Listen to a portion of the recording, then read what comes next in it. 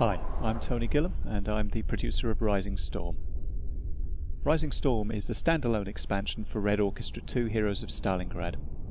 Now what that means is that anybody who gets Rising Storm will also be getting Heroes of Stalingrad multiplayer content, enabling players to jump from Heroes of Stalingrad maps directly to Rising Storm maps in their server browser. So let's go ahead now and take a look at some of Rising Storm's maps and also at some of the features which Rising Storm is going to be bringing and adding to the Red Orchestra 2 experience. So let's take a look at the first map, which is Saipan. Here we can see members of the 4th Marines landing on the beach at Charankanoa. Keep your eyes open, soldier.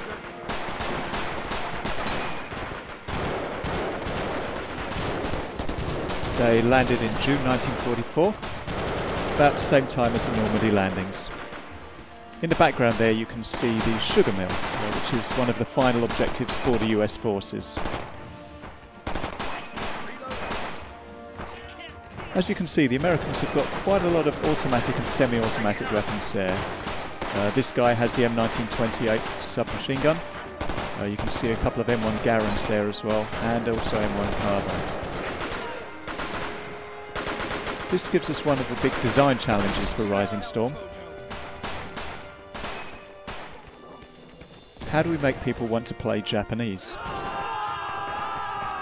As you can see here, spawning as Japanese inside the sugar mill, this guy's a rifleman, and most of the Japanese soldiers are. So if you like playing rifles, then Japanese is a great side to choose. But we've also added some other features to make people want to play Japanese, to make it fun for them. And in just a few moments we're going to see the first of these features. Okay, he's moving out now into the depot in front of the sugar mill. And over on the left there in the warehouse there are actually some Marines advancing.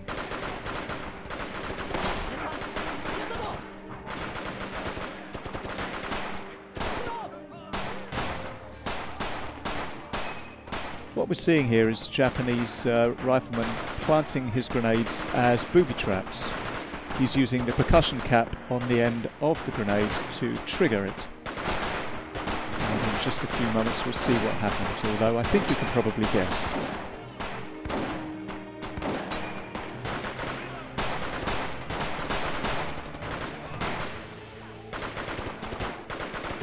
Okay, an effective IED there. Okay, as you can see, this is mostly an urban environment.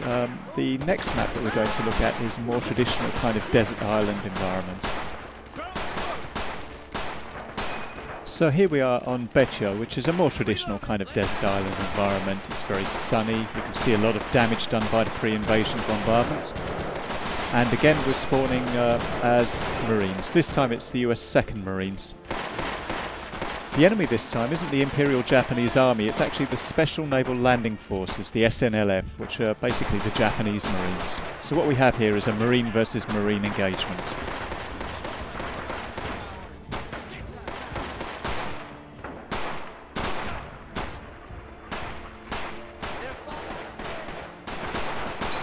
As you can see, the Americans are now taking the first of the caps.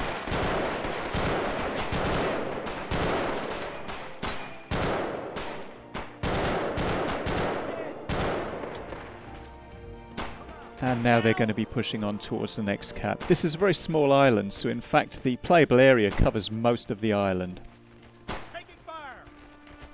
As you can see now, the Americans are pushing forwards towards that cap, and that's where the second Japanese trick up the sleeve comes into play. You can see some machine gun fire now. That's actually coming from over on the left. This is from an unexpected angle. This is caused by a Japanese spawning in what we call a spawn bunker.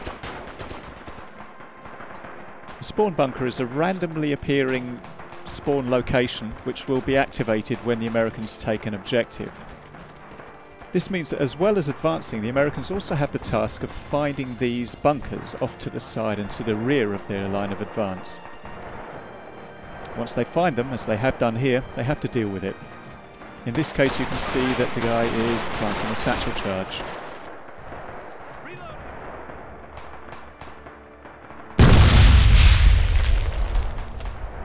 Okay, so that's a spawn bunker which is no longer going to be useful for the Japanese. It's been cleared out. Moving on now, you can see that the Japanese are now being pushed right back towards the end of the island, and that's where another special Japanese feature comes into play, the Banzai Charge. Now the Banzai Charge is triggered when a group of Japanese infantrymen melee charge together. It has an effect on the enemy. It suppresses the enemy, making them harder to hit. It also increases the stamina of the Japanese and means that they're less easily suppressed themselves. Generally, they're just badasses. Let's move on now to the next map, Hanto, in which the Japanese forces are crossing the Hanto River in New Guinea.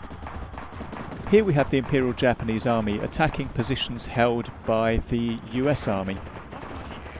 And just across the river there we have some entrenchments with heavy machine guns dug in. This is slowing down the Japanese assault quite seriously, so the commander has just called in some artillery. As you can see, there are some suppression effects from the heavy machine guns here. Let's see what effect the artillery has on the defences.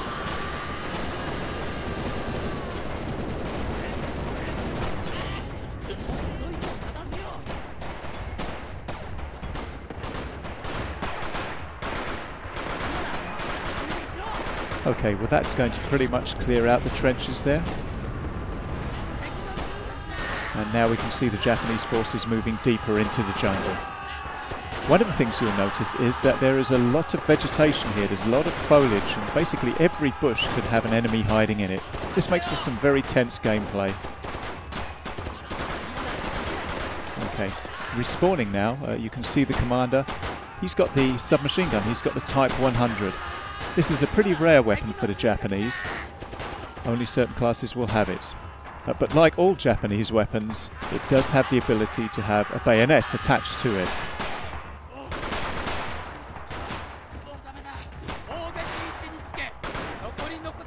Okay, so now the Japanese are taking the village, and we'll be moving on now into the mangrove swamps. Here the swamp water is slowing down the Japanese a bit. It's making it a fairly arduous advance for them.